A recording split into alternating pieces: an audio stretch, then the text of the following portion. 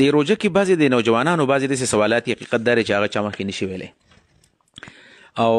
چې وایي نو حقیقت دا دی چې ځان ورته بدي هم ښکاره کېږي ویلی هم نشي. نو څه ملګرو سوالات کړي هم دي. په هغې کې د یو ملګري سوال دا دی چې کله د شپې د روژې شپه ده سبا روژه ده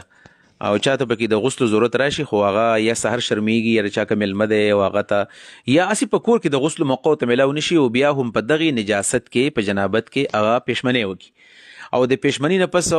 بیا چې کله مونځ وي نو مونځ ته ځان تیار کړي مونځ وکړي خو اذان په ټایم کې پیشمنۍ چې کله ختم شي او روژه عملا شروع شي په دې وخت کې دا په حالت د جنابت کې دی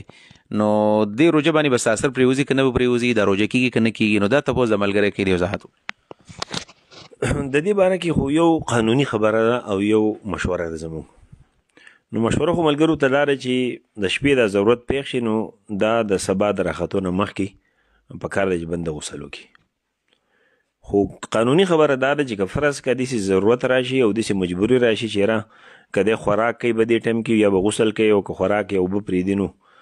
بیا به دغه شانتې سبا کوي یا بل داسې څه سستي راغله نو شرن روژه نه ماتېږي په دې باندې که فرض که د سبا راوخېږي او دا سړی په حالتي جنابت کې دی نو شرن پې روژه نه ماتېږي. قانوني طور فتوا دا دی چې د روژه نه ماتېږي. حدیث کې د دې طرف ته اشارې راغلي دي او حدیث صحیح حدیث دی. نو که فرض که د حالتي جنابت کې سبا شي به د باندې روژه کم از کم نه ماتېږي خو په دې کې شک نشته چې اثرات یې کمیږي نو ښه دا ده چې د سبا ختو نه مخکې سړی